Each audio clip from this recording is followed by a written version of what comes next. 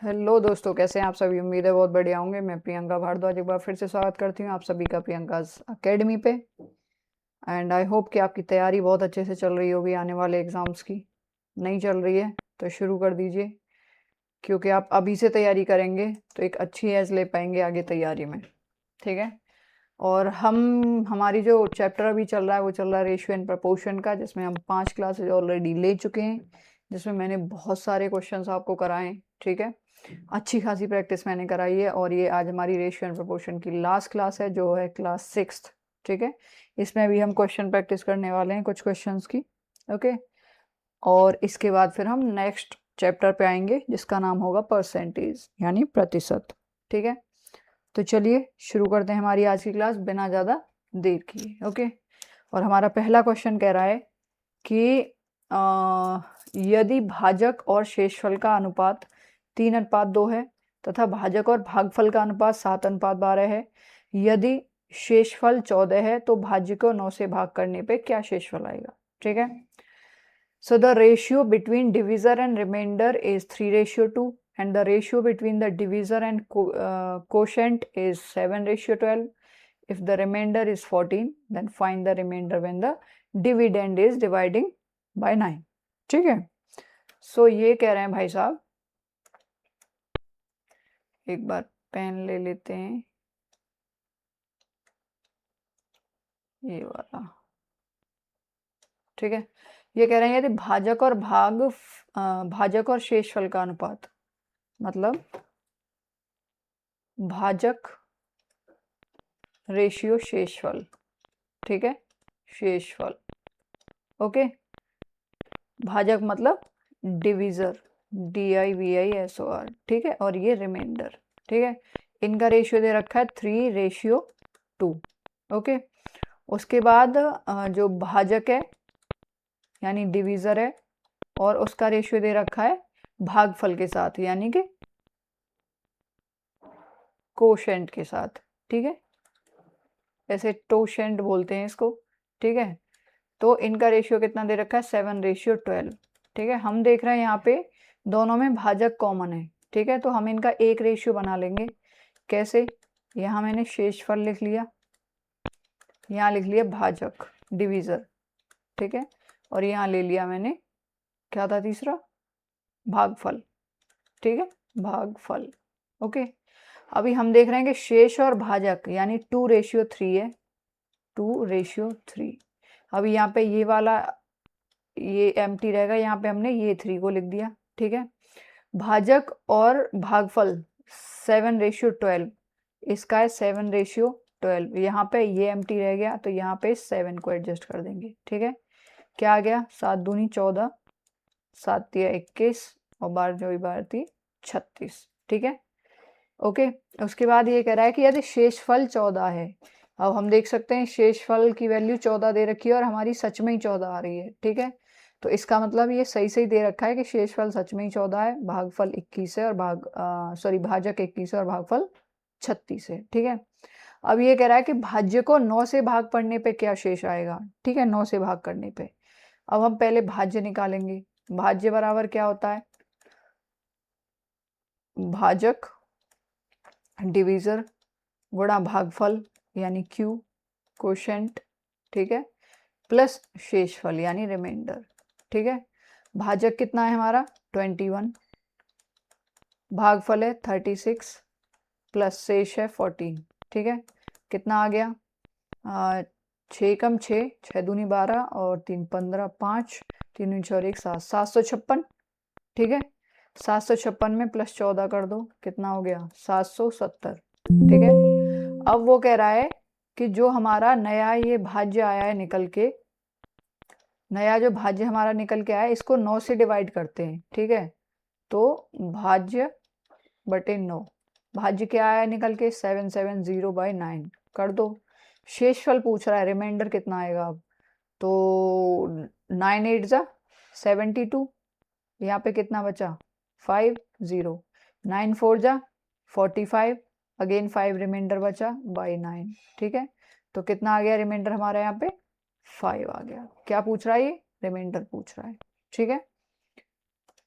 Next question कह रहा है हमारा कि एक धनराशि 3780, मतलब जो राशि है, जो वैल्यू दी हुई है 3780 को ए बी सी में इस प्रकार बांटा गया है कि यदि उनके हिस्से में 130, 150 और 200 रुपए की कमी रह जाए तो धनराशि का अनुपात 5:2:4 रह जाता है।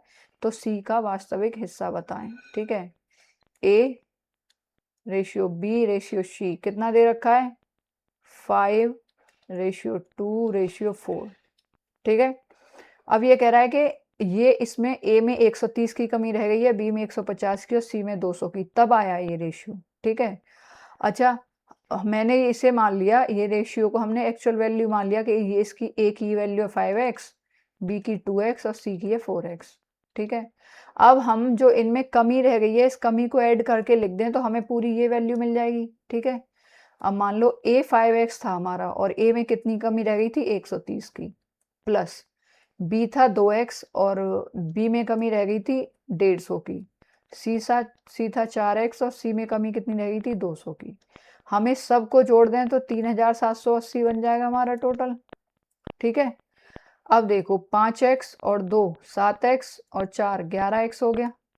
ठीक है, ये कितना हो गया 130 और 150 280 और 200 480। 480 को हम ले गए इधर साइड ले गए तो ये माइनस का हो जाएगा 480। ठीक है, 11x बराबर कितना बचा 3300। ठीक है, x बराबर कितना आ गया 300। ओके, तो c की एक्चुअल वैल्यू पूछ रहा है, c की एक्चुअल वैल्यू, c की एक्चुअल वैल्यू क्या हो जाएगी, c की एक्चुअल वैल्यू है 4x प्लस 200। 4x मतलब 4 तिया 1200 और 2 1400। ठीक है, c की एक्चुअल वैल्यू कितनी आ गई 1400 आ गई। ठीक है, 4 तिया 1200 और 200 ये 1400। ओके, अगला क्वेश्चन कह रहा है कि 3 बक्सों ए बी सी में मार्बल की संख्या का अनुपात है 3:5:7 और मार्बल की कुल संख्या 75 है। ठीक है, ये भाई साहब कह रहे हैं कि A ratio B ratio C क्या दिया हुआ है 3:5:7। कितना हो गया 7 5 12 और 3 15। ठीक है, 15 की वैल्यू दे रखी है इसने 75। ठीक है, ये कह रहा है कि मार्बल की कुल संख्या 75 है। ठीक है, तो एक यूनिट की वैल्यू कितनी आ गई यहाँ पे 5। ठीक है, अब 5 आ गई एक यूनिट की वैल्यू, तो ए बी सी की एक्चुअल वैल्यू क्या आ जाएंगी यहाँ पे, अब 5 तिया 15 और 5 25 और 5 7 35, यानी कि ए बी सी टाइप की जो मार्बल है वो एक्चुअल में एक तरह की 15 है, बी की 25 है और सी टाइप की 35 है। ठीक है, अब ये कह रहा है कि यदि बक्से बी में से 3 मार्बल ए में डाल दिए जाते हैं और 5 मार्बल सी में से बी में डाल दिए जाते हैं। ठीक है, ये कह रहा है यदि बक्से बी में से 3 मार्बल ए में डाल दिए, बक्से बी में से 3 मार्बल ए में डाल दिए। ठीक है, 3, तो ए बी सी इसमें डाल दिए 3 तो इसमें 18 हो गए, इसमें 22 बचे, 3 कम हो गए और इसमें 35 हो गए। अब ये दूसरी कंडीशन कह रहा है कि 5 मार्बल सी में से बी में डाल दिए जाते हैं, 5 मार्बल सी में से बी में डाल दिए जाते हैं, तो अब कितने हो जाएंगे 18 तो एज इट इज ही रहेगा, 5 मार्बल इसमें से इसमें डाल दिए तो 22 और 5 27 हो गए और यहाँ कितने बचे 30 बचे नहीं बचे। ठीक है, अब इसे हम 3 से काट सकते हैं, हाँ 3 से काट तक, 3 छिक्के 18, 3 नम्मे 27, 3 ढाई 30, तो नया रेशियो क्या आ गया हमारा 6:9:10। यही तो पूछ रहा है कि अगर हम बी में से 3 मार्बल ए में डाल दें और 5 मार्बल सी में से बी में डाल दें तो मार्बलों की संख्या का नया अनुपात क्या आएगा 6:9:10। ये हमारा आंसर होगा। ठीक है, अगला क्वेश्चन कह रहा है हमारा कि किसी परीक्षा में उत्तीर्ण और अनुत्तीर्ण छात्रों का, यानी कि जो पास हुए और फेल हुए, ठीक है, पास छात्रों का अनुपात है 5:2। ठीक है, पास 5 है, फेल 2 यूनिट है। ठीक है, यदि अनुत्तीर्ण छात्रों की संख्या 14 ज्यादा होती तो उत्तीर्ण और अनुत्तीर्ण छात्रों का अनुपात 4:3 हो जाता, 4:3 हो जाता। ठीक है, अगर अनुत्तीर्ण छात्रों की संख्या, ये फेल वालों की संख्या अगर 14 ज्यादा होती, यहाँ कितनी है 1 ज्यादा है और यहाँ हम देख रहे हैं कि 1 कम हो गई यहाँ पे, भाई यहाँ पे जो एक कम हुई, पास वालों में से एक कम हो जाती, वही एक यहाँ बढ़ जाती फेल वालों में, ठीक है। तो एक एक दोनों जगह रेशियो सेम आ रहा है हमारा, तो एक की वैल्यू हमें सीधे सीधे क्या दे दी इसने, 14 दे दी। अब ये कह रहा है कि कितने विद्यार्थियों ने परीक्षा उत्तीर्ण की, कितनों ने की, 5 ने की, ठीक है। तो पास विद्यार्थी कितने हो गए जिन्होंने उत्तीर्ण की, भाई हमें एक यूनिट की वैल्यू 14 दे रखी है और उत्तीर्ण कितने, 5 यूनिट, तो टोटल कितने हो गए, 5 गुणा 14 बराबर 70 स्टूडेंट, ठीक है। क्या आंसर आ गया इसका, 70, ओके। अगला क्वेश्चन कह रहा है हमारा कि ए का 50% बी में जोड़ा जाता है तो बी 25% बढ़ जाती है, तो संख्या ए और बी के बीच अनुपात बताएं। ये कह रहा है कि 50% ऑफ ए है, ठीक है, उसमें बी जोड़ा जाता है, यानी कि इसमें हमने जो बी का 100% है पूरा वो जोड़ दिया। भाई बी ऐसे ही जोड़ दिया, 50% ऑफ ए में मैंने 100% ऑफ बी, पूरा का पूरा बी जोड़ दिया, तो कितने के बराबर हो गया, भाई 100% तो बी अपने आप में ही है और 25% और बढ़ गया, ठीक है। तो कितना हो गया, 125%, 125% ऑफ बी इतना बढ़ गया, ठीक है। अब इस b की वैल्यू को इधर ले जाएंगे हम, तो ये कितना आ गया, 50% ऑफ a बराबर ये 125% है, ये 100% है, कितना बचा घट के, 25% ऑफ b बचा, ठीक है। काट लो, ये 25 से 2 बार कट गया, यहाँ 2, यहाँ 1 आ गया। अब a की वैल्यू 1 आ गई और रेशियो b की वैल्यू 2 आ गई। a और b का रेशियो कितना आ गया, 1:2। क्या पूछ रहा है, तो संख्या a और b के बीच अनुपात कितना आ गया, 1:2 आ गया, ठीक है। अगला क्वेश्चन कह रहा है कि एक परिवार का गेहूं, सब्जियां और तेल पर व्यय 12:8:5 के अनुपात में है। यदि इन वस्तुओं के मूल्य में 50%, 25%, 40% की वृद्धि हो गई तो इन वस्तुओं पर परिवार के व्यय में कितने प्रतिशत की वृद्धि होगी, ठीक है। ये कह रहे हैं भाई गेहूं यानी व्हीट, रेशियो सब्जियां यानी वेजिटेबल्स, रेशियो ऑयल, ठीक है। कितना रेशियो है, 12, रेशियो 8, रेशियो 5, ठीक है। अब ये कह रहा है, हमने यहाँ पे क्या करा है, इनमें 0 0 बढ़ा ली तीनों में, ठीक है, ताकि हमारा आगे हम परसेंट निकालें तो पॉइंट्स में, डेसिमल में संख्या ना आए। ये कह रहा है कि 50% बढ़ा गेहूं का प्लस 50%, तो 120 का 50% कितना हो गया, 60, 120 और 60 कितने हो गए, 180, ठीक है। और सब्जियों का कितना बढ़ा, 25%, अब 80 का 25% कितना हो गया, 20 हो गया, 80 का 25%, 20 चौके 100, 20 पंजे 100, 5 से 5 बार, 5 चौक 20, ठीक है। तो ये कितना बढ़ गया, 25%, और ये कितना हो गया, 80 ये और 20 बढ़ा 100 हो गया, और ऑयल कितना बढ़ा, 40%, ठीक है। 50 का 40% कितना हो गया, 20 हो गया, तो 50 में 20 और बढ़ गया तो कितना हो गया, 70 हो गया, ठीक है। इन वस्तुओं पर परिवार के व्यय में कितने प्रतिशत की वृद्धि हुई, ठीक है। यहाँ पे टोटल कितना आ रहा था हमारा,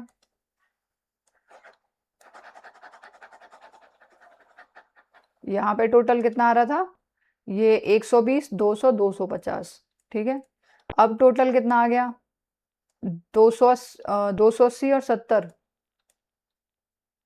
350। भाई सीधे सीधे 250 से 350 हो गया, यानी 100 बढ़ गया, ठीक है। तो व्यय में प्रतिशत वृद्धि कितनी हो गई, 100 बढ़ाए, कितने पे बढ़ाए, 250 पे, ठीक है। जो हमारी इनिशियल वैल्यू होगी 250, उस पे 100 बढ़ाए, परसेंट हमें इसका निकालना है तो 100 की गुणा कर देंगे, ठीक है। 50 से 5 बार, 50 से 2 बार, 5 से ये 20 बार, 5 से ये 20 बार, 20 दूनी 40, यानी उस परिवार का जो खर्चा है वो 40% बढ़ गया, ठीक है। कितना बढ़ गया, 40% बढ़ गया। नेक्स्ट क्वेश्चन कह रहा है कि एक विद्यालय में विद्यार्थियों की कुल संख्या कितनी है, 640। एक विद्यालय में विद्यार्थियों की कुल संख्या कितनी है, 640, जिनमें लड़कों की संख्या का लड़कियों की संख्या से अनुपात कितना है, 5:3, ठीक है। भाई लड़के यानी बॉयज और गर्ल्स कितना है, 5:3, टोटल कितना हो गया, 8। 8 की वैल्यू हमें दे रखी है 640, ठीक है। कुल लड़के लड़कियों की संख्या 640, तो 1 की वैल्यू कितनी आ गई, 8 8 64, 80 आ गई, ठीक है। तो बॉयज कितने हो गए, 8 5 40, 400, और गर्ल्स कितनी हो गई 240, 8 3 24 2 40, ठीक है। अब ये कह रहा है कि यदि विद्यालय में 30 लड़कियों का नामांकन किया जाता है तो विद्यालय में और कितने लड़कों का नामांकन होना चाहिए ताकि लड़कों की संख्या का लड़कियों की संख्या से अनुपात 14:9 हो जाए। अब ये कह रहा है कि यदि लड़कियां 30 और बढ़ जाएं, ठीक है, तो उसके बाद और कितने लड़के बढ़ने चाहिए जो लड़के लड़कियों का अनुपात 14:9 हो जाए। हमने मान लिया लड़के x बढ़ गए, कितने हो गए लड़के 400 प्लस x, और ये कितने हो गए 270, ठीक है। अब ये कह रहा है कि 400 प्लस x लड़के थे और 270 लड़कियां हो गई, तो इसके बाद इनका रेशियो कितना आ गया 14/9, ठीक है। 9 से इसको काट लो, 9 3 27, ठीक है। 400 प्लस x 3 का इसमें गुणा हो जाएगा, कितना होगा 42 42, ठीक है। अब ये कह रहा है विद्यालय में कितने और लड़कों का नामांकन होना चाहिए, 9 3 27, ये 30 बार कटेगा, सॉरी, ठीक है। तो ये 420 हो गया, ठीक है। अब x की वैल्यू कितनी आ गई हमारी 420 माइनस 400, कितना बच गया 20, यानी कि 20 और 30 तो लड़कियां आ ही रही हैं, 20 लड़के और आने चाहिए, जिससे जो नया रेशियो है लड़के लड़कियों का वो 14:9 निकल के आ जाएगा। तो कितने लड़के और आने चाहिए 20, ठीक है। अगला क्वेश्चन कह रहा है कि एक गांव में लड़कों की संख्या का लड़कियों की संख्या से अनुपात कितना है, बॉयज का गर्ल्स से अनुपात कितना है 5:3, ठीक है। अब वो कह रहा है कि यदि 40% लड़के और 60% लड़कियां एक परीक्षा में उपस्थित हुए तो परीक्षा में बैठने वाले लड़कों लड़कियों की संख्या और उसी परीक्षा में शामिल ना होने वालों की संख्या का अनुपात क्या होगा, ठीक है। हमने क्या करा, इसको 500 मान लिया, इसको 300 मान लिया, दोनों में 2 0 बढ़ा ली, ठीक है। अब ये कह रहा है कि लड़कों का 40% उपस्थित रहा, तो 40% कितना हो गया, 500 का 40% कितना हो गया 5 चौक 20, यानी 200 हो गया, ठीक है। यानी 200 लड़के उपस्थित रहे, ठीक है। और लड़कियों का 60% रहा उपस्थित, तो इसका हो गया 6 18, 180, यानी कि 180 लड़कियां उपस्थित रहीं, ठीक है। तो टोटल कितने हो गए 200 300 380, ठीक है। 380 लड़के लड़कियां प्रेजेंट रहे एग्जाम में, प्रेजेंट रहे, ठीक है। 500 थे, 500 के 40% प्रेजेंट रहे तो 200 हो गया, और 300 का 60% प्रेजेंट रहा तो 180 हो गया, टोटल 380 प्रेजेंट रहे, ठीक है। तो एब्सेंट कितने हो गए, प्रेजेंट थे 380 तो एब्सेंट कितने हो गए 500 और 300 800 टोटल थे, 380 प्रेजेंट रहे तो एब्सेंट हो गए 420, ठीक है। ये कितने कैसे हो गए एब्सेंट, ओके। अब ये कह रहा है कि तो परीक्षा में बैठने वाले लड़के लड़कियों की संख्या और उसी परीक्षा में शामिल ना होने वालों की संख्या। अब यहाँ पे कंफ्यूजन हो सकता है कि ये कह रहा है परीक्षा में बैठने वाले लड़के और लड़कियों की टोटल संख्या कह रहा है ये, या फिर परीक्षा में बैठने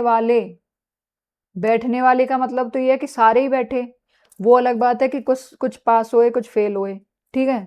तो कितने बैठे टोटल 800 बैठे, ठीक है, नहीं बैठे कितने 380 बैठे, ठीक है। ये कह रहा है कि प्रेजेंट कितने लगे, तो परीक्षा में बैठने वाले लड़के लड़कियों की संख्या, परीक्षा में बैठे कुल 380 थे तो 800, लेकिन बैठे तो 380 और 420 बैठे ही नहीं, एब्सेंट रहे।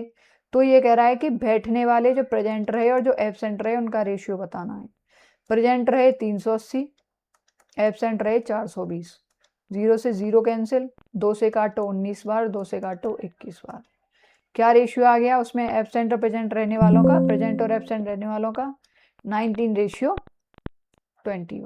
ठीक है। अगला क्वेश्चन कह रहा है, यहाँ 2 क्वेश्चन है, हम पहले क्वेश्चन की बात कर लेते हैं।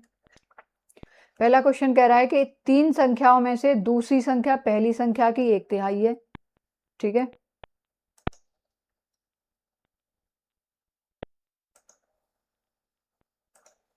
जस्ट अ सेक, हाँ जी। ये कह रहा है कि 3 संख्याओं में से दूसरी संख्या पहली संख्या की 1/3 है, दूसरी संख्या पहली संख्या की, 3 संख्या में से दूसरी संख्या पहली संख्या की 1/3 है, यानी ये 1 हो गई और ये 3 हो गई, ठीक है। दूसरी संख्या है 1/3, दूसरी संख्या 1/3 है, इसका मतलब उल्टा हो जाएगा यहाँ पे। दूसरी संख्या 1/3 है तो दूसरी 1 हो जाएगी और ये 3 हो जाएगी। भाई 1/3 है, दूसरी 1/3 तो दूसरी 1 हो गई और पहली 3 हो गई, ठीक है। उसके बाद कह रहा है ये कि दूसरी संख्या तीसरी संख्या की 3/4 है। जो दूसरी संख्या है वो तीसरी संख्या की कितनी है? 3/4 है, ठीक है। तो दूसरी 3 हो जाएगी और ये 4 हो जाएगी, ठीक है। यदि तीनों संख्याओं का औसत है 112, पहले तो हम इनका कंबाइंड रेशियो निकाल लेते हैं। दूसरी तीसरी, पहली दूसरी का रेशियो कितना है? 3:1, ठीक है। तो यहाँ भी 1 आ जाएगा। दूसरी तीसरी का है 3:4, 3:4, तो यहाँ भी 3 आ जाएगा, ये वाला 3, ठीक है। कितना हो गया? यहाँ 9 हो गया, यहाँ 3 हो गया, यहाँ 4 हो गया, ठीक है।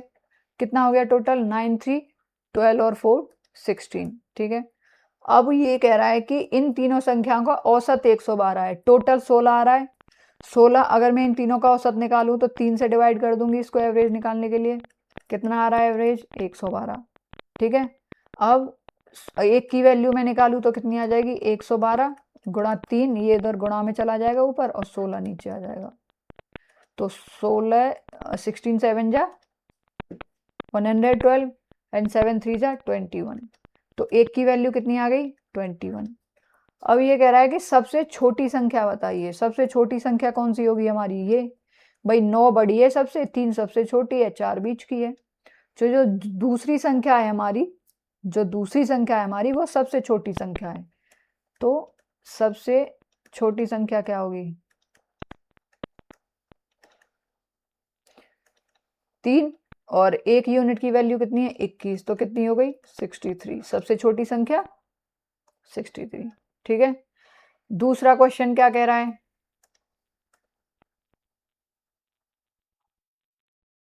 हाँ जी, दूसरा क्वेश्चन कह रहा है कि एक धनराशि ए बी और सी के बीच, ए बी और सी के बीच, A ratio B ratio C के बीच 9:6:11, ठीक है, के अनुपात में बांटी जाती है।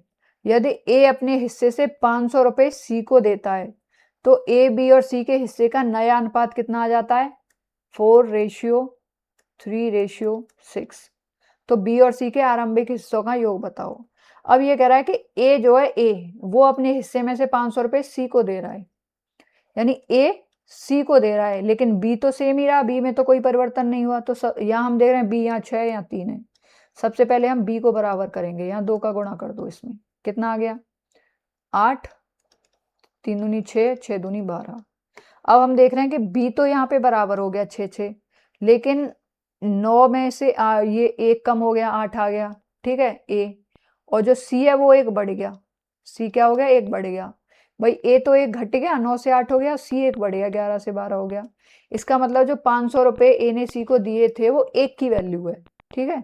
तो 1 की वैल्यू कितनी आ गई? 1 यूनिट की वैल्यू 500 रुपए, ठीक है। अब ये कह रहा है कि बी और सी का आरंभिक हिस्सों का योग। बी और सी के आरंभिक हिस्से कितने थे? 11 और 6 17, ठीक है। बी प्लस सी के आरंभिक हिस्से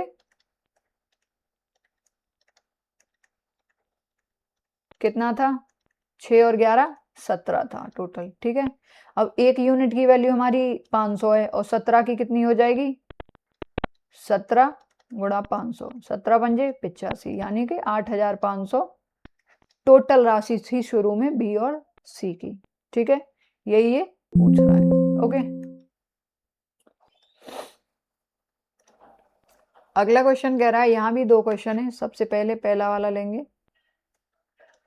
पहला वाला क्वेश्चन कह रहा है कि यदि P Q के अनुक्रमानुपाती है, P is directly proportional to Q, तो हम यह मान सकते हैं P को बराबर K Q के। K मैंने कांस्टेंट ले लिया, इसको हटा के, प्रोपोर्शन को हटा के, ठीक है। और ये कह रहा है कि अब यहाँ पे P K बराबर मैंने मान लिया Q अपॉन P, ठीक है, सॉरी के बराबर P अपॉन Q हो जाएगा। के बराबर क्या हो जाएगा? P upon Q। ये K है, Q को मैं इसके नीचे ले गई, ठीक है। अब मैं कहूँ कि K1 बराबर P1 अपॉन Q1 है, ठीक है, और K2 बराबर P2 अपॉन Q2 है, ठीक है, और मैं इन दोनों को इक्वल पुट कर दूं, ठीक है, क्या हो जाएगा? P1 अपॉन Q1 बराबर P2 अपॉन Q2, ठीक है। अब हमें यहाँ दे रखा है कि P1 की वैल्यू 227 है और Q1 की 232 है, 227 232, ठीक है, बराबर Q2 की वैल्यू 116 दे रखी है और P2 की वैल्यू हमें निकालनी है, ठीक है। ये 116 से 232 दो बार कट गया, ठीक है, तो P2 बराबर कितना आ जाएगा? 227 बटे 2 यानी 113.5, 113.5 आ गई P की वैल्यू, ठीक है, इसकी वैल्यू।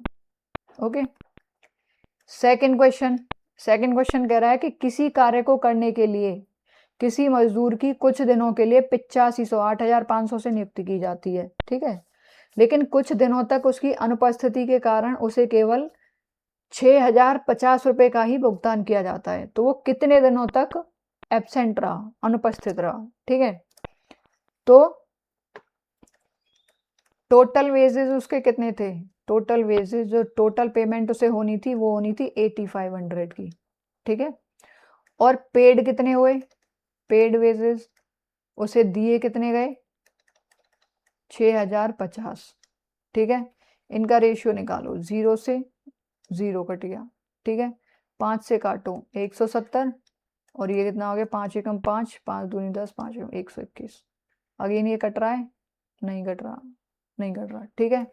अब यहाँ से हम देख सकते हैं कि टोटल उसे 170, अब ये हमारी दिनों की संख्या आ गई निकल के, ठीक है, दिनों की। तो टोटल 170 दिन का उसका काम था और 121 दिन उसने काम किया। भाई 121 दिन के ही तो पैसे मिले उसको, ठीक है। कितने दिन के पैसे मिले? 121 दिन के, और रहा और आना कितना था? 170 दिन। तो कितने दिन वो एब्सेंट रहा? एब्सेंट कितने दिन रहा? 170 माइनस 121, तो 49 डेज। टोटल कितना? 49 डेज तक वो एब्सेंट रहा, ठीक है, 49 डेज। ओके, अब जैसे चलो छोड़ो, आप यही देख लो, 49 डेज हमारा आंसर आ गया। Okay, that's it.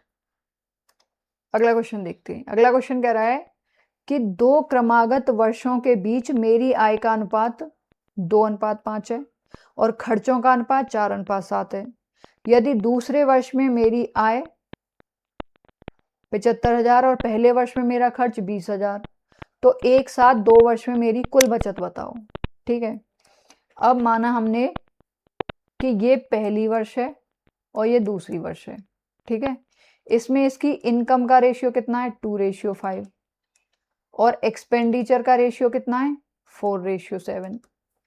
अब ये कह रहा है कि दूसरे वर्ष में मेरी आय है 75,000, दूसरे वर्ष में आय यानी 5 की वैल्यू हमें कितनी दी हुई है? 75,000। तो एक की वैल्यू कितनी हो गई? 15,000, ठीक है। अगर 5 की वैल्यू 75,000 है, एक की वैल्यू 15,000 आ रही है, तो 2 की वैल्यू कितनी हो गई? 2 की वैल्यू हो गई 30,000, ठीक है। और ये 30,000 क्या हो गया? पहले वर्ष की इनकम, पहले वर्ष की इनकम निकल आई हमारी, ठीक है। अब ये कह रहा है कि पहले वर्ष में मेरा खर्च था 20,000, पहले वर्ष में खर्च कितना था? 4 की वैल्यू कितनी दे रखी है? 20,000, ठीक है। एक की वैल्यू कितनी आ गई? 5,000, ठीक है। अब 4 की वैल्यू 20,000 है, एक की 5,000 आ गई, तो 7 की वैल्यू कितनी हो गई? 7 पंजे 35, 35,000। ये 35,000 क्या आ गया? दूसरे वर्ष का खर्च आ गया।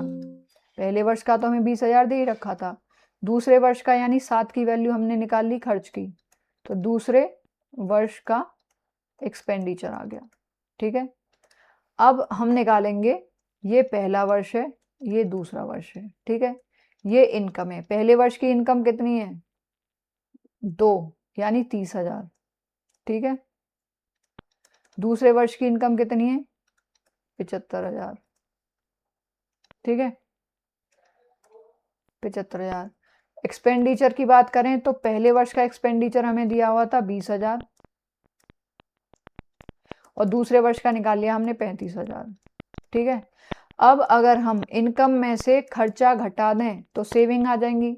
30,000 में से 20,000 घटाओ, 10,000 बचे। और यहाँ 75 में से 35 घटाओ तो 40,000 बचे। ठीक है, टोटल सेविंग कितनी आ गई? 40 और 10 50,000। कितनी आ गई दोनों सालों की टोटल सेविंग? एक साथ 2 वर्ष में मेरी सेविंग कितनी हो गई टोटल? 50,000। ठीक है, अगला क्वेश्चन, यहाँ भी 2 क्वेश्चन है। पहले की बात करते हैं। पहला कह रहा है कि यदि संख्या 4 7 4 4 और 2 में से प्रत्येक में से कौन सी संख्या जोड़ी जाए कि परिणामी संख्या निरंतर अनुपात कंटिन्यूड प्रपोर्शन में रहे। ठीक है, 7 माइनस कौन सी संख्या जोड़ी जाए? प्लस के मान लिया हमने, या एक्स मान लो, कुछ भी मान लो। रेशियो 4 प्लस के, प्रपोर्शन 4 प्लस के, एंड रेशियो 2 प्लस के, ऐसे लिख सकते हैं इसको। ठीक है, तो क्या हो गया? 7 प्लस के अपॉन 4 प्लस के इज इक्वल्स टू 4 प्लस के अपॉन 2 प्लस के, ऐसे लिख सकते हैं हम। ये इसके नीचे आ गया ये वाला, और ये वाला इसके नीचे। ठीक है, क्रॉस मल्टीप्लाई करो तो 7 दूनी 14 प्लस 7 के और 2 के 9 के प्लस के स्क्वायर, के की के में गुणा करेंगे तो के स्क्वायर बराबर 4 चौक 16। ये तो 4 प्लस के का सीधे स्क्वायर ही आ गया, तो 4 चौक 16 और 4 के 8 के प्लस के का स्क्वायर। ठीक है, के स्क्वायर यहाँ भी प्लस का है, यहाँ भी प्लस का है, कट गया। ये 8 के को हम इधर ले आएंगे तो 9 के में से 8 के गया माइनस का होके इधर, तो के बचा। यहाँ 16 है, 14 को इधर ले गए माइनस का हो गया तो 2 बचा।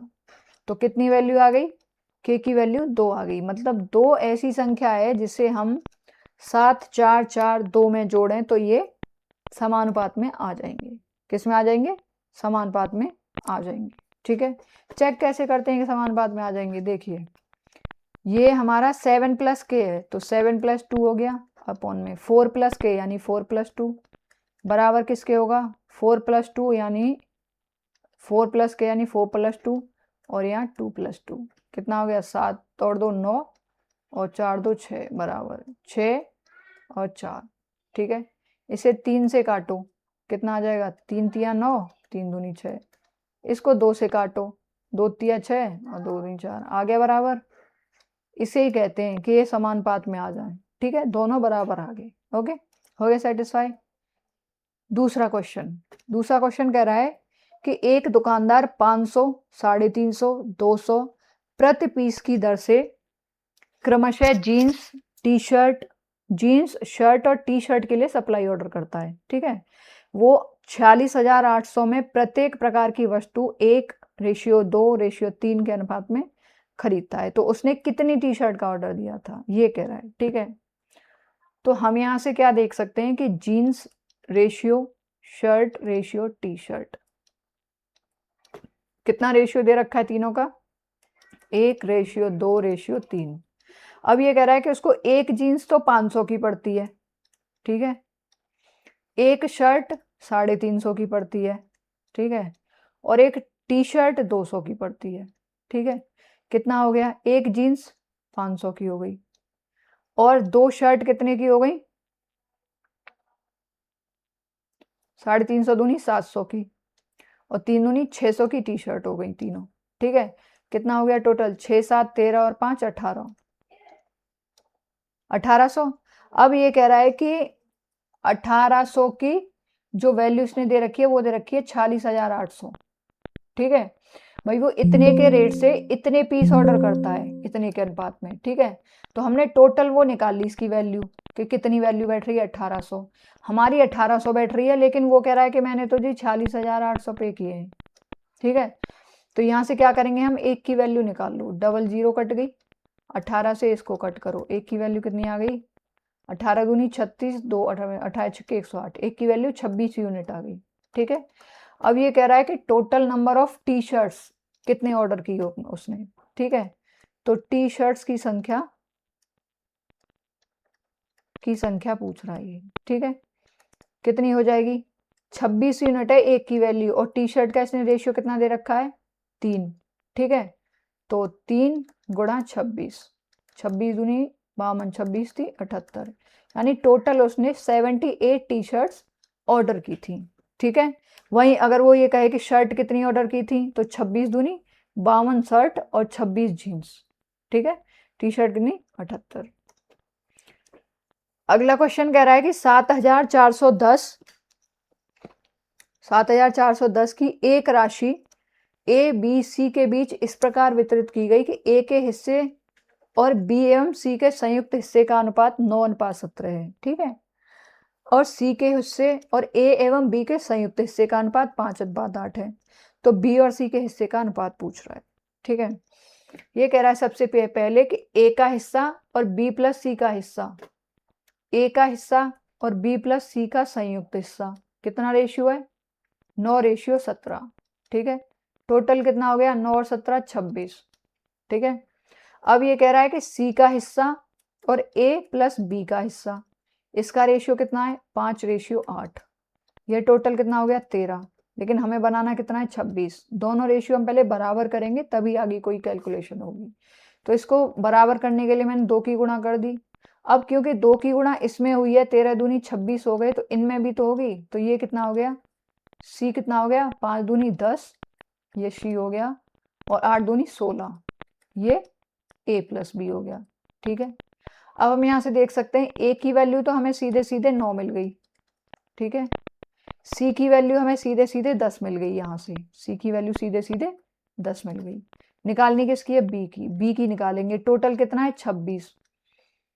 ए की कितनी है, -9, और सी की कितनी है, -10। 26 में से 19 गए तो 7। बी की वैल्यू कितनी आ गई, 7। अब ये पूछ रहा है कि बी और सी का रेशियो बताना है हमें, बी और सी के हिस्से का अनुपात। तो बी कितना आ गया, 7, और सी कितना था, 10। तो बी और सी का रेशियो कितना आ गया, 7:10, ओके। अगला क्वेश्चन कह रहा है कि ए और बी के पास कुछ टॉफियां हैं। यदि ए बी को एक टॉफी देता है तो उनके पास बराबर संख्या में टॉफी हो जाती है, ठीक है। ए और बी के पास कुछ टॉफियां हैं। यदि ए बी को एक टॉफी देता है, यानी कि ए ने अपनी टॉफियों में से एक कम कर दी और बी के पास एक बढ़ गई, तो उनकी टॉफियों की संख्या बराबर हो जाती है, ठीक है। यहाँ से मैं ए ये रहा, बी को इधर ले लूँ तो -b हो जाएगा, और इस एक को इधर ले आऊँ तो प्लस का हो जाएगा। तो प्लस का 1 और प्लस का 1 2 हो गए। ये हमारा एक समीकरण बन गया, ठीक है। अब ये कह रहा है कि यदि बी ए को एक टॉफी देता है, बी ए को एक टॉफी देता है, यानी अगर बी ने एक टॉफी कम कर दी अपने पास से, ठीक है, तो ए के पास टॉफी बी से दोगुनी हो जाती है, ठीक है। ए के पास कितनी टॉफी हो जाती है, बी से दोगुनी टॉफी हो जाती है, ठीक है। अब बी के पास से तो घट गई, लेकिन ए के पास से तो बढ़ गई। भाई बी ने अपने पास से ए को टॉफी दी, ठीक है, तो ए के पास एक टॉफी बढ़ गई और बी के पास से घट गई। अब ये कह रहा है कि देता है तो ए के पास टॉफी दोगुनी हो जाती है बी से, ये वाली दोगुनी हो जाएंगी, लेकिन हमें ये बराबर करनी है तो हम 2 का गुणा इधर करेंगे। ये वाली दोगुनी हो रही है, अगर हमें इनको बराबर करना है तो हम इनको दोगुनी कर देंगे, ठीक है। भाई ये दोगुनी हो गई तो ये आधी हो जाएंगी, सीधी सी बात है, ठीक है। अगर मुझे इन्हें बराबर करना है तो मुझे इनको दोगुना करना होगा ताकि दोनों बराबर हो जाएं। खोलो, a+1 2b - 2, 2b को मैं इधर ले आऊंगी तो a - 2b, और ये -2 पहले था और ये 1 भी इधर गया माइनस का होके, तो ये -3 हो गया। दूसरा समीकरण ये बन गया, दूसरी इक्वेशन, ठीक है। अब पहली और दूसरी इक्वेशन को सॉल्व करेंगे। a - b = 2, ये क्या थी हमारी पहली इक्वेशन, ठीक है, 2, ये पहली इक्वेशन थी। घटाने पर क्या हो जाता है, साइन चेंज हो जाते हैं। अगर जोड़ेंगे तो साइन सेम रहेंगे, घटाएंगे तो ये माइनस का हो जाएगा, ये प्लस का हो जाएगा, और ये भी माइनस का हो जाएगा। ये माइनस प्लस का कट गया ए, और ये प्लस का भी है, ये माइनस का 2 भी है, तो माइनस का b बचा, और ये माइनस का 3, ये माइनस का 2, माइनस का 5 हो गया। माइनस से माइनस कट गया, b = 5 आ गया, ठीक है। b बराबर 5 आ गया। अब निकालेंगे a की वैल्यू। हमें दे रखा है a माइनस बी बराबर 2। ठीक है, a हमें निकालना है, b को इधर ले गए तो 2 प्लस बी हो गया, और b की वैल्यू 5 है तो 2 प्लस 5 यानी a की वैल्यू 7 आ गई। ठीक है, अब वो कह रहा है कि a और b के पास कुल टॉफी कितनी है। a प्लस बी के पास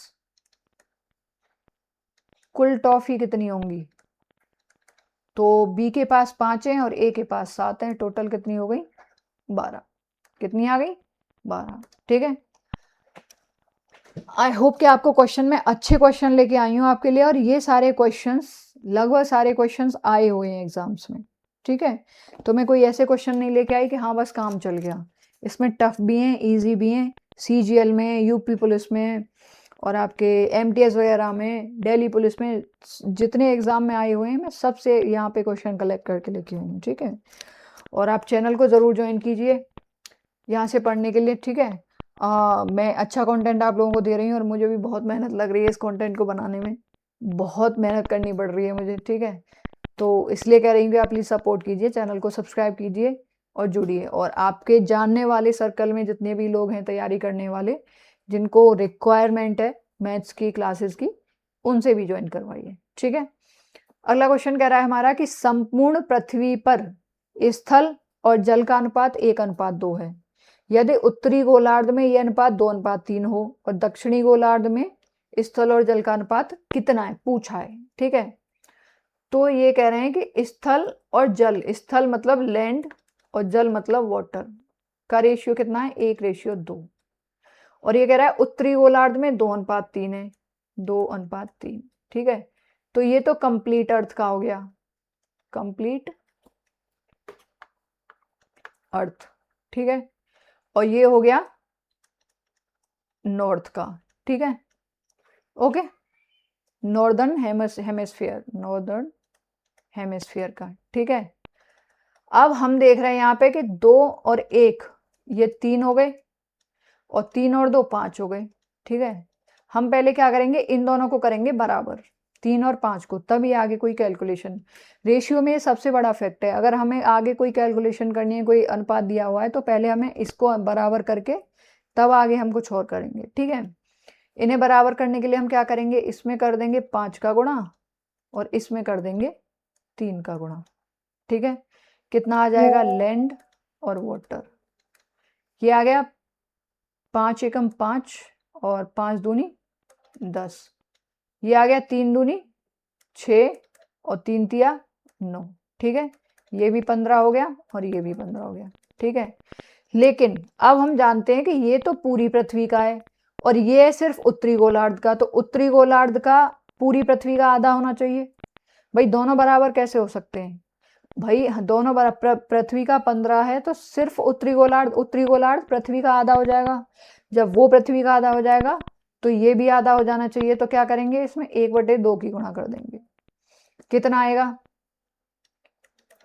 लैंड वाटर कितना आएगा, ये तो 5:10 हमें ऑलरेडी दिया हुआ है कंप्लीट का, लेकिन नॉर्दर्न हेमिस्फीयर का कितना हो जाएगा, 6/2 यानी 3 और 9/2 यानी 4.5। ठीक है, अब देखो हमें निकालना है दक्षिणी हेमिस्फीयर का, वो कैसे निकलेगा, ये कंप्लीट पृथ्वी के में से, कंप्लीट अर्थ के में से मैं अगर नॉर्दर्न हेमिस्फीयर का घटा दूं तो मुझे साउदर्न हेमिस्फीयर का मिल जाएगा। ठीक है, तो घटाओ, 5 में से 3 गया 2 और 10 में से 4.5 गया 5.5। ठीक है, इसको मैं, ये पॉइंट्स में आ रहा है, इसमें मैं 2 का गुणा करके इसको डबल कर लेती हूँ, ये 4 आ गया और ये 11 आ गया। ठीक है, कितना आ गया, 4 और 11।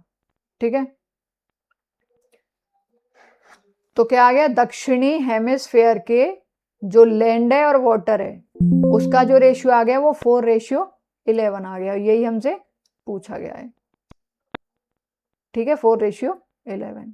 हाँ जी, अगला क्वेश्चन कह रहा है कि लड़के और लड़कियों के एक समूह में से 15 लड़कियों के समूह छोड़कर चले जाने के उपरांत लड़कों की संख्या का लड़कियों की संख्या से जो अनुपात है वो 2:1 हो जाता है। बाद में जब 45 लड़के भी समूह छोड़ के चले जाते हैं तो ये अनुपात 1:5 में परिवर्तित हो जाता है। तो समूह में प्रारंभ में लड़के और लड़कियों की संख्या कितनी थी, ठीक है, ये पूछ रहा है। तो ये कह रहे हैं भाई साहब कि लड़के और लड़कियों के एक समूह में से 15 लड़कियों के समूह छोड़ के चले जाने के बाद, यानी बॉयज तो सेम ही रहे लेकिन गर्ल्स छोड़ गई 15, तो मैंने गर्ल्स में से 15 घटा दी। रेशियो कितना हो गया, 2:1, ठीक है। क्रॉस मल्टीप्लाई करो, कितना हो गया, ये बी हो गया, ये हो गया 2g माइनस 30, ठीक है। भाई 2 का गुणा मैंने इसमें कर दिया तो 2g माइनस 30 हो गया। तो b माइनस 2g को मैंने इधर ले लिया और बराबर में कितना आ गया, माइनस का 30, ठीक है। ये पहला समीकरण आ गया। दूसरा ये कह रहा है कि बाद में जब 45 लड़के भी छोड़ के चले जाते हैं, ठीक है, 45 लड़के भी छोड़ के चले गए अब, ठीक है। गर्ल्स तो 15 ऑलरेडी छोड़ के जा चुकी थी, अब लड़के भी छोड़ के चले गए 45, तो अब अनुपात कितना हो गया, 1:5, ठीक है। इनका भी क्रॉस गुणा करो तो 5b माइनस 45 दूनी 90 दूनी 180 225, ठीक है, बराबर g माइनस 15, ठीक है। 1 का गुणा करेंगे g माइनस 15 में तो g माइनस 15 आ गया, ठीक है। अब ये 5b, g को इधर ले आए माइनस g और 225 को इधर ले गए प्लस का हो गया और ये 15 माइनस का है तो 210 बचा इधर, ठीक है। ये दूसरा समीकरण हो गया। अब हमें क्या करना है, किसी एक को यहाँ से हटाना है। हम क्या करेंगे, इस दूसरे समीकरण में 2 की गुणा कर देंगे, कितना आ जाएगा, 10b माइनस 2g बराबर 420, ठीक है। ये अब क्या करेंगे, हम पहले और तीसरे समीकरण को घटाएंगे। पहले में से तीसरा समीकरण घटाते हैं, ठीक है। पहला कितना है, b माइनस 2g बराबर माइनस 30 और तीसरा कितना है, 10b माइनस 2g बराबर 420। अब क्योंकि ये हमें घटाना है, ठीक है, घटाना है तो घटाने पे क्या होगा, साइन चेंज, ये माइनस का हो गया, ये प्लस का, ये माइनस का, ये 2g प्लस माइनस का कट गया। b कितना हो गया, ये प्लस का 1b है, माइनस का 10b है तो माइनस का 9b बचा, बराबर ये माइनस माइनस के जुड़ जाएंगे तो माइनस के 420 और माइनस के 30, माइनस के 450, ठीक है। माइनस के 450 हैं, माइनस के 9b is equals to minus का 450, माइनस माइनस प्लस हो गया, ठीक है। अब b बराबर 9 पंजे 45, b की वैल्यू 50 आ गई, ठीक है। अब निकालेंगे हम a की वैल्यू, तो b minus 2g is equals to minus 30, sorry not a की, g की वैल्यू निकालेंगे, ठीक है। तो b की वैल्यू 50 है, minus 2g is equals to minus 30। हम क्या करेंगे, 2g को इधर ले गए, ये प्लस का हो जाएगा 2g और 30 को इधर ले आए तो प्लस का हो गया, तो 50 और 30 80 हो गया, तो g बराबर कितना आ गया, 40, ठीक है। हमने बॉयज की संख्या 50 निकाल ली और गर्ल्स की 40 निकाल, 40 थी, 15 छोड़ गई तो 25 बची, ठीक है। कितनी थी, 40 थी शुरू में लड़कियों की संख्या, ठीक है। अगला क्वेश्चन कह रहा है कि किसी परीक्षा में नितिन भाटी ने 5 प्रश्न पत्र लिखे जिनमें प्रत्येक प्रश्न पत्र के पूर्णांक समान है, ठीक है। प्रश्न पत्रों में उसके प्राप्तांक 6:7:8:9:10 के अनुपात में है। यदि सभी प्रश्न पत्रों में कुल मिलाकर उसने 60% अंक 60% मार्क्स उसने मिले तो कितने प्रश्न पत्रों में उसके प्राप्तांक 50% से अधिक हैं, ठीक है, ये बताना है। अब ये जो रेशियो दिए हुए हैं हमने इसको मान लिया 6x ratio 7x ratio 8x ratio 9x ratio 10x, ठीक है। टोटल कितना हो गया, 10 9 19 8 और 8 27 और 7 34 एंड 6 40x हो गया। अब ये कह रहा है कि सभी प्रश्न पत्रों में कुल मिला के उसने 60% यानी जो एवरेज प्राप्त किया उसने 60% एवरेज मार्क्स प्राप्त किए, ठीक है। हम इसका एवरेज निकालेंगे, भाई इसका एवरेज बराबर इसका एवरेज हो जाएगा, इसका एवरेज निकालो 1 2 3 4 5/5, 5 से 8 टाइम्स कटा, इसका एवरेज कितना आ गया 8x, मतलब 8x की वैल्यू आ गई हमारी 60%, तो 8x की कितनी आ गई 8 7 56 8 5 40 7.5%, ठीक है। अब हमें ये निकालना है कि कितने प्रश्न पत्रों में उसके प्राप्तांक 50% से अधिक हैं, ठीक है। x की वैल्यू 7.5 आ रही है तो इसकी कितनी आ गई, 6 5 30, 6 42 45, इसमें 45% मिले, इसमें कितने मिले, 7 पंजे 35, 3 7 7 49, 3 52%। ठीक है, अब हम देख रहे हैं कि यहाँ से तो सब बढ़ ही रहे हैं, इसके बाद ये भी बढ़ रहे हैं, ये भी बढ़ रहे हैं, ये भी बढ़ रहे हैं। ठीक है, सबसे कम उसे मिले 45% इसमें, उसके बाद दूसरे में ये 50% से ऊपर पहुंच गए, तो ये भी 50% से ऊपर हो जाएंगे, ये भी और ये भी। ठीक है, तो उसे 50% से नीचे सिर्फ एक सब्जेक्ट में मिले हैं, बाकी सब में 50% से ऊपर मिले हैं। टोटल कितने हैं, 5 सब्जेक्ट, एक में कम मिले हैं तो 4 में ज्यादा मिल गए। यह क्या पूछ रहा है, कितने प्रश्न पत्रों में उसके प्राप्तांक 50% से अधिक है, कितनों में, 4 में, सिर्फ एक में कम है, बाकी सब में ज्यादा है 50% से। ठीक है, अगला क्वेश्चन कह रहा है कि एक प्लेट 4 बराबर भागों में टूट जाती है। ठीक है, प्लेट की कीमत इसके वजन के घन के सीधे अनुक्रमानुपाती होती है। इसके वजन के जो कीमत है, वैल्यू है प्लेट की, वो सीधे डायरेक्टली प्रोपोर्शनल टू होती है उसके वजन के घन के अनुक्रमानुपाती। ठीक है, तो तोड़ने के बाद नुकसान या लाभ होता है, तो प्लेट को तोड़ने के बाद नुकसान या लाभ का प्रतिशत, नुकसान या लाभ का प्रतिशत बताएं। ठीक है, अब मान लो प्लेट 4 भागों में टूटी है। ठीक है, ये 4 भाग हैं इसके, है ना। अब हमने 4 का क्यूब किया तो कितना हो गया, 64। और ये 4 भागों में टूटी है, तो 4 भागों में, बराबर भागों में, 4 बराबर भागों में टूटी है, तो एक भाग ये हो गया, एक ये, एक ये, एक ये। अब इनका घन करो तुम, ये तो हमने एक पूरे का घन कर लिया तो 64 आ गया। इनका अलग अलग घन करो तो कितना आ गया, ये भी एक, ये भी एक, ये भी एक, ये भी एक, टोटल 4 आ गया। कितने का नुकसान हुआ, 60 का। भाई 64 था पहले वजन, जो कीमत थी, 4 रह गई, 60 कम हो गई। ठीक है, तो ये प्रतिशत, अब यहाँ पे सीधे 60 कम हो जा रही है, इसका मतलब हानि हो रही है, लाभ तो हो नहीं रहा। तो हानि प्रतिशत कितना आएगा, कितने का नुकसान हुआ, 60 का, कितने पे, 64 पे। ठीक है, और निकालो इसका परसेंट, परसेंट निकालने के लिए 100 का गुणा। ठीक है, तो 4 से काटो 16 बार, 4 से 15 बार। ठीक है, ये 4 से 4 बार और ये 4 से 25 बार, 25 पंजे 125, 12 बचे, 25 कम 25 12 37 बटे 4, 4 निम 36, एक बचा, 4 तिया 12, 3 बचे 0.75, यानी 93.75% का उनको लॉस हुआ। कितना, 93.75 का % का लॉस हुआ। ठीक है, अगला क्वेश्चन कह रहा है कि 1400 की धनराशि को ए, बी, सी और डी में इस प्रकार बांटा जाता है कि ए का हिस्सा अपॉन बी का हिस्सा बराबर होगा बी का हिस्सा अपॉन सी का हिस्सा बराबर सी का हिस्सा अपॉन डी का हिस्सा बराबर 3/4।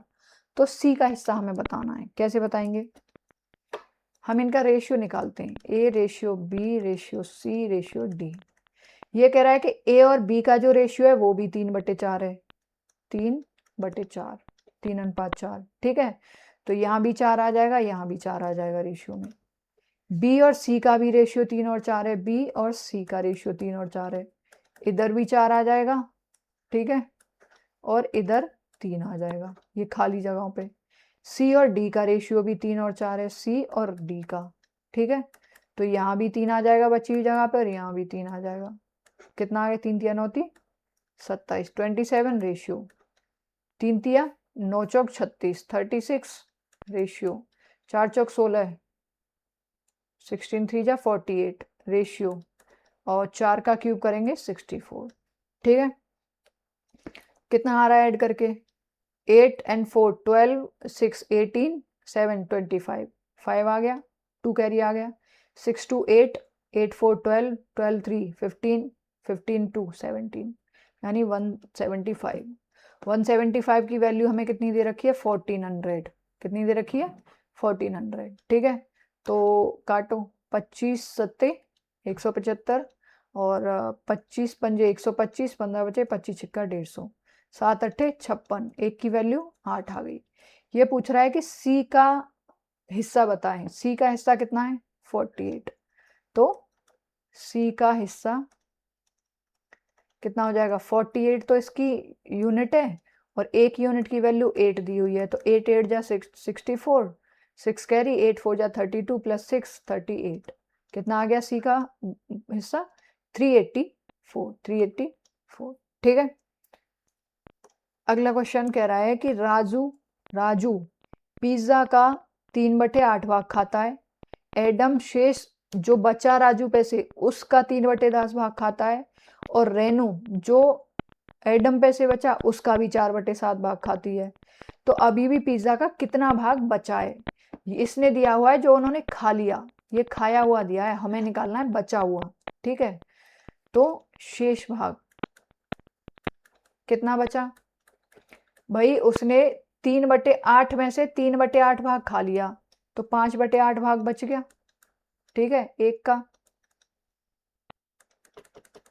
टोटल माना हमने, एक भाग था उसका। ठीक है, टोटल एक था। अब उस एक में से ये 3/8 इसने खा लिया, 3/8 खा लिया, तो एक का 5/8 बच गया, 5/8 बच गया गुणा। अब इसने भी इस वाले का जो ये था, ये इसका 3/10 खा लिया, तो 7/10 बच गया, 7/10 बच गया। ठीक है, अब जो लास्ट में रेनू बची उसने इस वाले का, ये जो बचा हुआ था, इस बचे हुए का 4/7 भाग खा लिया, तो बचा कितना? 3/7। ठीक है, 3/7। तो टोटल कितना बचा? 7 से 7 कटा, और ये 5 से 2 कटा। ठीक है, कितना आ गया? 3/16। कितना भाग बच गया? टोटल 3/16 भाग बच गया, और 13/16 भाग खा लिया गया। ओके। अगला क्वेश्चन कह रहा है कि 3 भाई हैं, किसी समय पर उनमें से 2 की आयु का योगफल, किन्हीं 2 की आयु का वो योगफल 4 और 6 और 8 वर्ष है। तो सबसे बड़े और सबसे छोटे की आयु का अंतर बताना है हमें। ठीक है, हमने मान लिया कि जो पहला भाई है और दूसरा भाई है उनकी आयु का योग है कितना? 4 वर्ष। जो दूसरा है और तीसरा है उनकी आयु का योग है 6 वर्ष। जो तीसरा है और पहला है उनकी आयु का योग है 8 वर्ष। ये हमने मान लिया। ठीक है, ये पहला, ये दूसरा और ये तीसरा, तीनों को जोड़ दो। तीनों को जोड़ेंगे तो क्या आ जाएगा? 2 कॉमन 1 + 2 + 3। कैसे? ये पहला भी 2 बार आ रहा है, दूसरा भी 2 बार आ रहा है, तीसरा भी 2 बार आ रहा है, तो 2 कॉमन आ गया। टोटल कितना आ गया? 8 6 14 4 18। ठीक है, तो पहला प्लस दूसरा प्लस तीसरा, टोटल वैल्यू कितनी आ गई तीनों की? 2 से 9 टाइम्स कट गया, 9 आ गई। ठीक है, 9 वर्ष आ गई।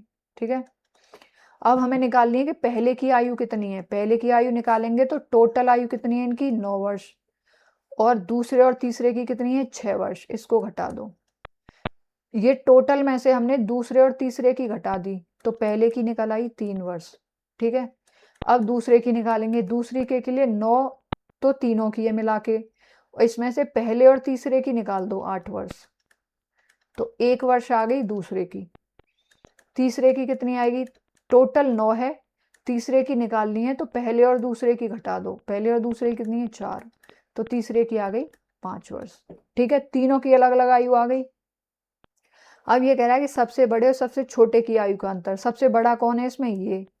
सबसे छोटा ये है, और सबसे बड़ा ये है। इन दोनों की आयु में कितने का अंतर है? 5 - 1, 4 का अंतर है। कितने का? 4 का। ठीक है, अगला क्वेश्चन कह रहा है हमारा कि ये 2 टर्म दी हुई हैं, इनके बीच का हमें मध्यानुपाती निकालना है। ठीक है, मीन प्रपोर्शन निकालना है। कैसे निकालेंगे भाई? ये दे रखा है हमें 15 प्लस रूट में 200, और दूसरा दे रखा है 27 माइनस रूट में 648। ठीक है, पहले तो हम इन्हें सिंप्लीफाई करते हैं, तब मीन निकालेंगे। सिंप्लीफाई कैसे करेंगे? ये 15 प्लस, मैं इसे 2 गुणा 100 कर दूं और 100 का स्क्वायर रूट निकालूं तो 10 आ जाएगा। भाई मैं इसको ऐसे लिख सकती हूँ, 2 गुणा 100। 100 का स्क्वायर रूट निकालूंगी तो ये 10√2 आ जाएगा। यहाँ लिख दिया मैंने 10√2।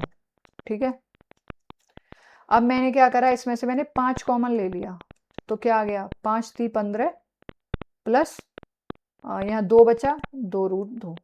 ठीक है, अब इसको सिंप्लीफाई करेंगे। 27 माइनस, इसको मैं लिख सकती हूँ 2 गुणा 324। भाई 648 का आधा 324 हो गया। ठीक है, 324, ये किसका स्क्वायर रूट होता है? 18 का। तो मैं 18 को बाहर ले सकती हूँ, तो 27 माइनस 18, अंदर √2 बच गया। ठीक है, यहाँ से मैंने 9 कॉमन ले लिया, कितना बचा? 9 × 27 माइनस 9 दूनी 18, यानी 3 माइनस 2√2 बचा। अब मैं इन दोनों का मीन प्रपोर्शन निकालूंगी। मीन प्रपोर्शन में क्या होता है? इन दोनों का गुणा, यानी कि 5 गुणा 3 + 2√2 और गुणा 9 3 माइनस 2√2। ठीक है, अब मैं यहाँ देख सकती हूँ कि 5 गुणा 9 तो यहाँ आ गए। ठीक है, गुणा में इनका गुणा करो तो ये हो गया 3 का स्क्वायर माइनस 2√2 का स्क्वायर हो जाएगा। भाई ए स्क्वायर माइनस बी स्क्वायर बराबर क्या होता है? a + b और a - b। ये क्या है हमारा? a + b और a - b, तो क्या हो जाएगा? a का स्क्वायर माइनस b का स्क्वायर, यानी 3 × 9 माइनस 2 दूनी 4 दूनी 8, कितना आ गया? 1। इन दोनों की वैल्यू कितनी आ गई सॉल्व करके? 1 आ गई, तो इसका तो कोई सेंस ही नहीं होना। ठीक है, तो कितना आ गया हमारा? 3 का हम स्क्वायर रूट निकालेंगे 9 का, तो 3 आ जाएगा √5। कितना आ गया मीन प्रपोर्शन? 3√5। कितना? 3√5। ओके, ये लास्ट क्वेश्चन था। तो आज मैं इतने क्वेश्चन लाई थी। आई होप आपको क्वेश्चन समझ में आ रहे होंगे, अच्छे लग रहे होंगे। ठीक है, अच्छे लग रहे हैं तो चैनल को ज्वाइन कीजिए, मुझे सपोर्ट कीजिए। ठीक है, और इन्हें, इस चैनल को रिकमेंड कीजिए, इन क्लासेस को आपके साथियों के बीच में, जो भी और तैयारी कर रहे हैं गवर्नमेंट एग्जाम्स की, आपके फ्रेंड सर्कल में है, फैमिली सर्कल में है, या आसपास जो भी हैं। ठीक है, आप अगर लाइब्रेरी में पढ़ने जाते हैं तो वहाँ पे जो भी बच्चे तैयारी कर रहे हैं उनको रिकमेंड कीजिए। ठीक है, एंड अगर आपको कोई कन्फ्यूजन है तो वीडियो फिर से देखिए, नहीं तो कमेंट्स में बताइए, मैं जवाब देने की कोशिश करूँगी। ठीक है, एंड सपोर्ट करते रहिए, अपनी तैयारी अच्छे से करते रहिए, उसके लिए all the best and thank you so much यहाँ तक बने रहने के लिए हमारे साथ। जय हिंद, जय भारत।